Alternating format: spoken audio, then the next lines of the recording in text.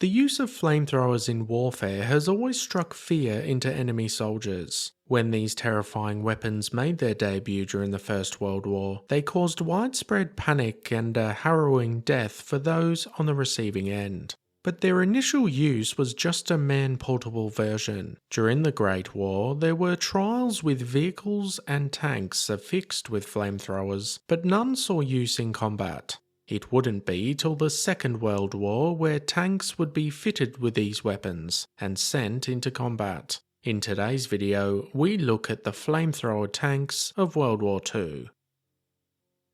If you enjoy this video and want to see more, hit that subscribe button. It's free and really helps the channel reach more history lovers like you. Of all the flamethrower tanks, perhaps one of the most famous would be the Churchill Crocodile. This was a regular British Churchill tank, but equipped with a fearsome flamethrower. The flame device wasn't the tank's main armament though. It still featured its 75mm anti-tank gun in the turret, and still functioned very well as a regular tank. The difference came with the removal of the hull-mounted machine gun, which was replaced with the flame projector. The Crocodile had a trailer attached to the back. This had around 12mm of armour plating to protect the 400 gallons or 1800 litres of fuel inside. This fuel would be fed from the trailer, under the tank and up into the hull, then to the flame projector itself. When the flamethrower's trigger was depressed, it caused a spark at the end of the nozzle, and as the fuel poured out, it would ignite the liquid as it flew across the air to the target. The amount of fuel carried by the Crocodile had enough for around 80 bursts of 1 second of flame, or just one long burst of the equivalent time. The operator could also shoot liquid fuel out onto the target, and then fire a short burst of flame to light it all up.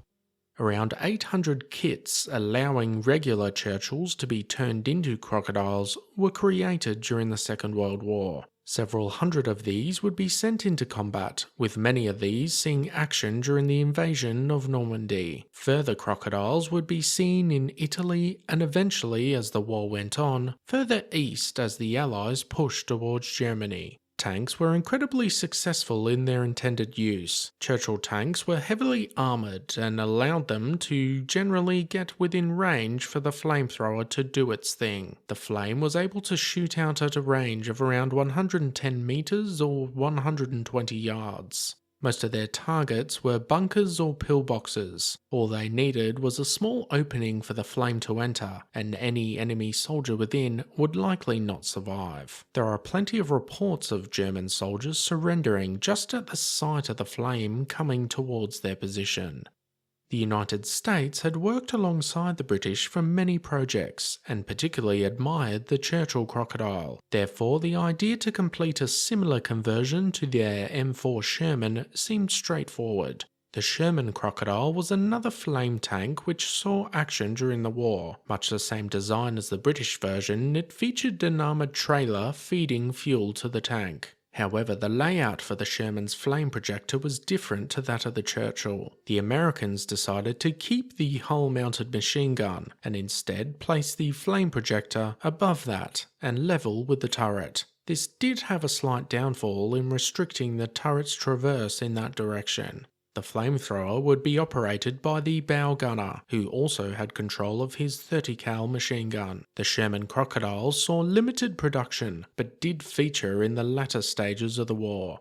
But it was a different version in the Pacific island of Iwo Jima known as the Zippo Tank, which is quite interesting. US Marines were struggling in their fight with the Japanese on this island, and these tanks more than helped clear out the defenders. Instead of the Crocodile version, the Zippo tanks replaced the main gun with a flamethrower. However, they still kept the long barrel to trick the Japanese into thinking they were just a regular M4 Sherman. This version also lacked a trailer and used a different fuel system. The Zippo tanks were a godsend for the Marine Corps and allowed the complex maze of caves, tunnels and bunkers to be cleared out with a lot less US casualties. Though only 8 of these were actually created for the invasion, small in numbers, they played a huge role in the Battle of Iwo Jima. These were only two of the flame tanks used during the Second World War. Most militaries would attempt to create some sort of flamethrowing tank or vehicle during the conflict. The Soviets had a T-34 flamethrowing tank, which saw use on the Eastern Front. This was yet another issue the Germans had to face. But they themselves had their own versions. There were flamethrowing variants for most German tanks, including Panzer IIIs. There were even flamethrowing versions of half-tracks, and even a version for the Stug assault gun. The use of flamethrowers during the Second World War was, although a fairly small part of the overall conflict, made a huge impact on the enemy when the time came. Tanks, always feared by enemy infantry, now had a new weapon which, let's face it, would make even the bravest of soldiers think twice. What did you think of the flamethrowing tanks of World War II? Do you think they were too harsh of a weapon to use during the war? Let us know your thoughts in the comment section down below.